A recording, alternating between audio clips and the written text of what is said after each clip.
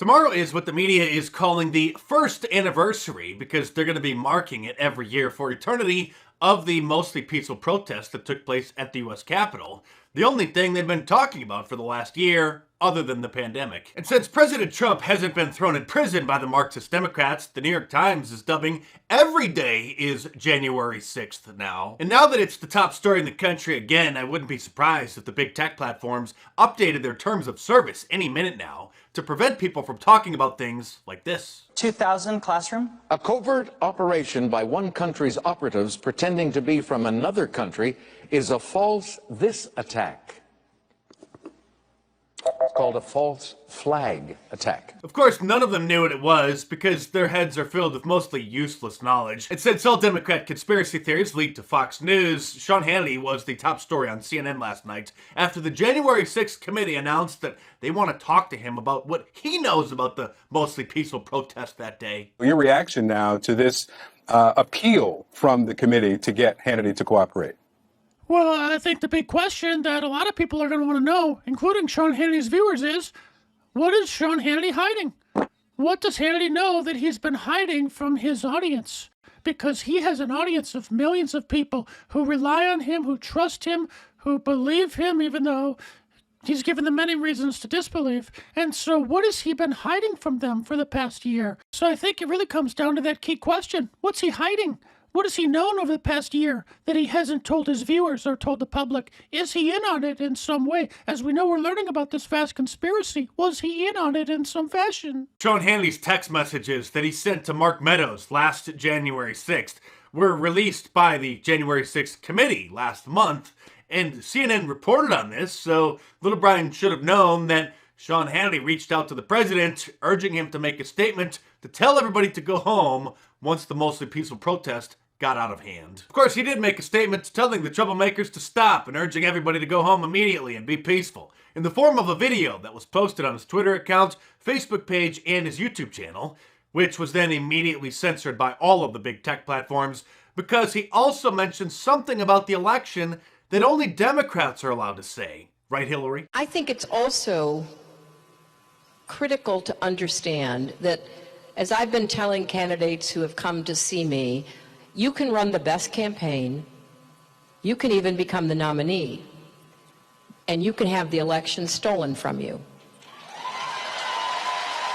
And perfectly on cue, all Operation Mockingbird assets are attacking Ashley Babbitt in this despicable hit piece that's been syndicated across not only just national media, but also local outlets as well. What's next? Are they going to imagine a direct connection between that Let's Go Brandon prank call to old Joe on Christmas Eve and January 6th? Oh wait, what's this? Don't look past this. Don't look at this as a story about giving airtime to a MAGA guy who goes on Steve Bannon's podcast and said, I wasn't joking. Not only did I say, F you, Mr. President, I said more than that.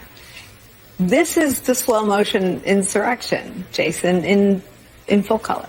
Well, if you think that's nuts, wait till you see what her black supremacist clown show contributor said. Let's Go Brandon isn't about what you feel about supply chain issues and gas. It is the cry of insurrectionists. It is the cry of people who want to violently take over this country and oppress anyone who is not like them. Over on CNN, they just hired Michael Fanone, the former cop who looks like he just got out of prison with his neck tattoos, as a CNN contributor. So he'll be on every night for the next 3 years, telling the same story about how brave he was facing off against the terrible Trump supporters, like Al Bundy recounting the 4 touchdowns that he scored in one game back at Polk High. Oh, and I almost forgot, Joy Reid has a fresh new conspiracy theory about what she thinks really happened that day, tweeting, quote, take in for a moment the likelihood that the leadership of the U.S. military held back the National Guard from protecting Congress for fear the then president would switch their mission to clearing the Capitol to halt the certification of Biden's election,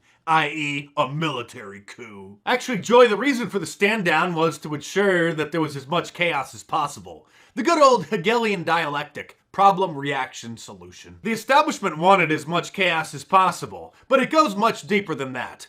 Doesn't it, Ray Epps? Many of the peaceful protesters from that day who aren't even accused of breaking anything or touching any police officers are actually still in jail, awaiting their trial, having been denied bail, because that's what happens to political dissenters under a communist regime. The QAnon shaman, who wasn't accused of assault or destruction of property or anything other than trespassing, decided to plead guilty, thinking that would expedite the process and get him a lighter sentence.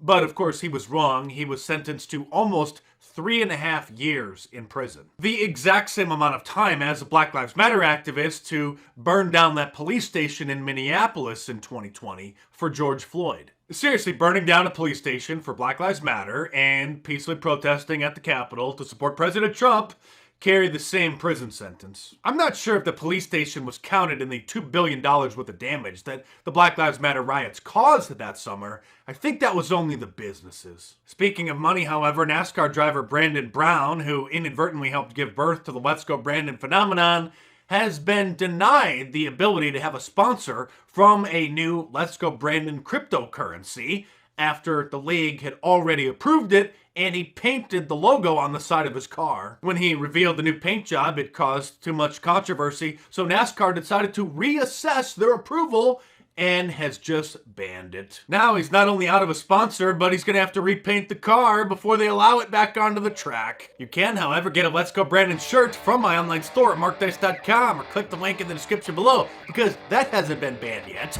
Like my F. Joe Biden Wanna Buy a Vowel shirt was banned as soon as it was released, but after some tough discussions with the printer, they decided to start printing it again. So get it while you can. And get free shipping in the US today by using the promo code 2022 at the checkout. So head on over to markdice.com or click the link in the description below, enter the promo code 2022 at the checkout for free shipping in the US, and check them out. Let's go, Brandon. I agree.